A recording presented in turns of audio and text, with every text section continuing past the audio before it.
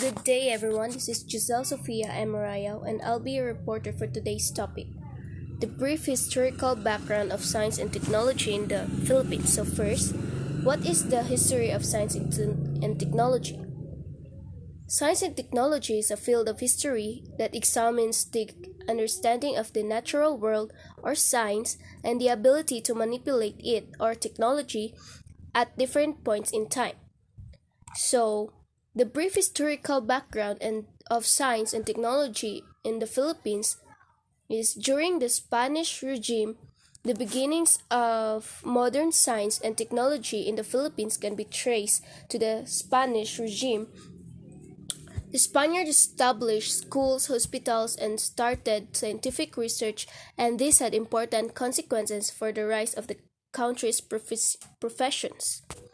So, the history of science and technology in the Philippines started way back before the country gained its independence from the American colonizers. So, before the coming of the Spaniard colonizers, the early inhabitants of the archipelago had their own culture and traditions. So, before the Spaniards, Filipinos were already engaging in activity and practices related to science, farming, primitive or first wave of technology. They were curative values of same plant on how to extract medicine from herbs. Also, the early inhabitants are called the Negretos.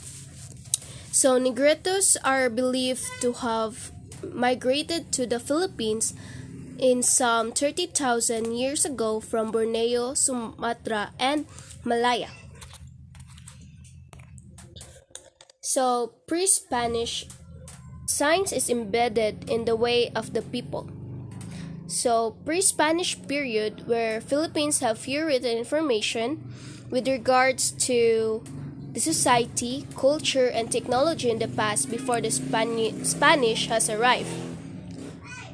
Also, around 50,000 years ago, the archaeological findings indicate that the Homo sapiens from the Asia is the first to came over the land and across narrow channel to live in Palawan and Batangas. Also, natives who wore ornament made of gold, made of gold and precious stones. Both genders wore armlet, leg slet, bracelets, and gold rings and earring. Putting tattoos in their body Putting tattoos in their body was practiced especially in males because it signifies bravery in war. They also inserted gold between their teeth as an ornament. Medicinal and therapeutic properties of plants and the methods of extracting medicine from herbs. They learned to produce Aziz ornament of seashells and pottery that prospered for 2,000 years until competition arrived with the Chinese porcelains. Also, technology is used by people, and Filipinos have also engaged themselves into weaving, shipbuilding, mining, and farming that leads them in creating one of the finest products of engineering, which is the Banawi rice terraces. So also technology used by people in building houses, irrigation, developing tools which is used for planting, hunting, cooking, and fishing. So Metal Age also had a significant influence on the lives of early Filipinos. The sophisticated designs of gold and silver jewelry, ceramics, and metal tools prove that their technological ideas helped in the development of different tools. They also trading with China, Indonesia, Japan, and other nearby countries have influenced their lives by providing different opportunities for culture and technological exchange. So, Spanish colonization. So, how science technology started in the Philippines during Spanish? Well, the Spaniards established schools, hospitals, and started scientific research, and this had important consequences for the rise of the country's professions. So, they brought their own culture and practices. They also established schools for boys and girls and introduced the concept of subject and disciplines. Learning of science in school focuses on understanding different concepts related to human body, plants, animals, and heavenly bodies, while technology focuses on using and developing house tools used in everyday life. So the significant contributions of the Spaniards in the Philippines is the significant contributions of the Spaniards in the Philippines is that Spain brought its language, its literature, its laws, and its religion to a far eastern country.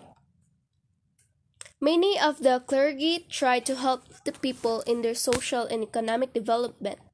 They taught many children to read and write in the local dialects, the better to teach them the Christian religion.